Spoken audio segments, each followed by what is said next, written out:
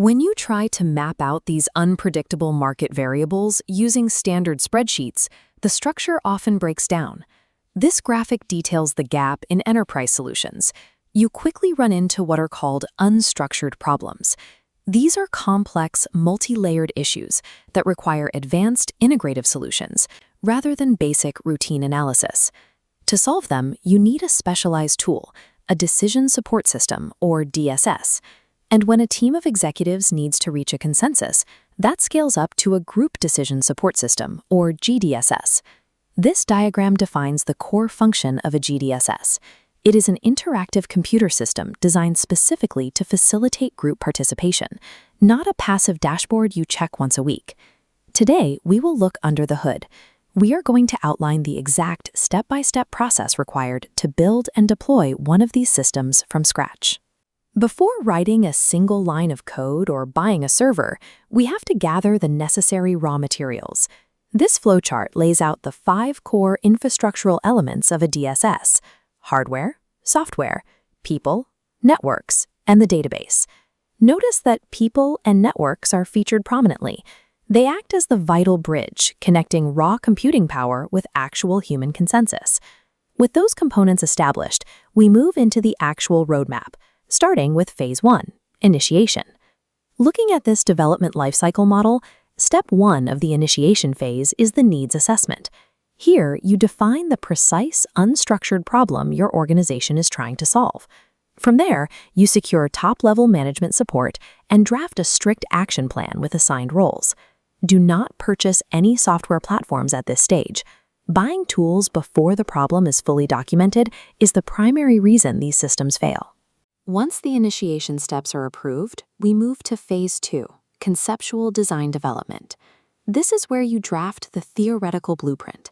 You outline exactly what the system will do and how it will guide the user toward a decision. This concept dictates all of the subsequent technical choices. The technology must serve the problem. Completing these 2 planning phases guarantees that your enterprise budget goes directly toward the right technological infrastructure.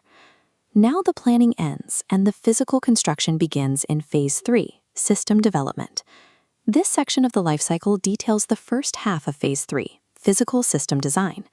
Here, we select the actual servers, software platforms, and interface structures based on our blueprint. Next, developers create and structure the specific databases that will feed information into the system. Then comes the most crucial element, model development. Programmers write the algorithms and logical frameworks required to process the incoming data. A common mistake is treating a DSS like a simple storage database. Model management is the active engine that applies logic to the data. That logic is what actively supports the decision-making process. Finally, following the path upward, we enter Phase 4, implementation and maintenance. The immediate technical step is the physical rollout. IT loads the chosen hardware and software into the enterprise environment. Following that, the finalized models are programmed into the system, and the databases are populated with live organizational data. But a flawless technical rollout means nothing if the staff refuses to use it. That is why the final steps mandate comprehensive system documentation and rigorous training for the personnel who will actually pilot the system. A successful DSS build is measured by one metric: a live system, utilized daily by trained staff, actively solving the problem you identified back in Phase 1. Let's look at the result of this 4-phase build from the perspective of the end user. This system architecture diagram traces the process. The user logs in through the user interface system to access the underlying capabilities. On the periphery, data management feeds raw information into the process, while model management applies the logical frameworks we programmed. At the center of the diagram, everything converges in the knowledge-based control mechanism. This acts as the brain, synthesizing the data and the models together for the user. This specific architecture takes chaotic, overlapping data and structures it into clear, strategic options. Review your own department's workflow today.